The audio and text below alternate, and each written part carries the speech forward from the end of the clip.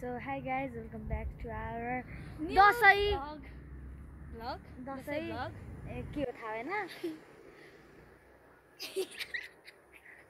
त्यसो चाहिँ आज चाहिँ दसैँ रे हैन दसैँ रे अनि आज चाहिँ हामी काठमाडौँको मान्छेलाई के अब काठमाडौँको मान्छेलाई के दसैँ नि गाउँमा भएकोहरूलाई पनि रमाइलो हुन्छ हैन यस्तो काठमाडौँमा बसेको दसैँ छे फेरि कोही मरेको छ अरे के अनि कोही बित्नु भएको छ के अब मलाई को बितेको त्यो पनि थाहा छैन अब हामी पानी पर्यो यस्तै हुन्छ कि नसोचेकै चिज हुन्छ आज दसैँको दिन चाहिँ के पानी पर्यो हो अनि गाइस तपाईहरुको दसैँ कस्तो छ त हाम्रो त यस्तो बिना बिस्कुटको चिया जस्तो भइरहेछ दसैँ हैन पानी पनि पर्यो नरमाइलो त्यहाँ मान्छेहरु फोटो खिच्दैछ हाम्रो भने छैन भ्यूमा त राम्रो मान्छे राम्रो छ के लुगा त छ न दसैँको लुगा किन्यो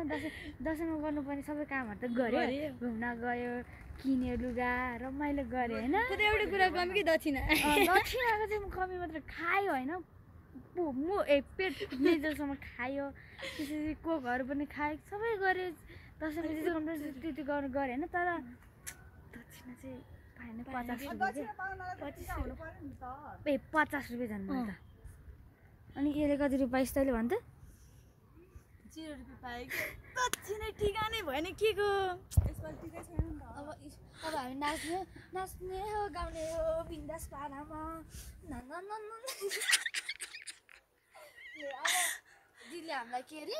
हजार दक्षिणा दिनुहुन्छ र आशीर्वाद दिनुहुन्छ रे पर्दैन भनेको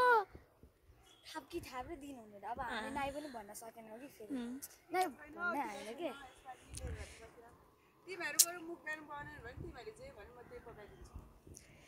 मुखमा होइन अब फिलिङ हेर्नु जानुपर्ने माइती घर भने के अरे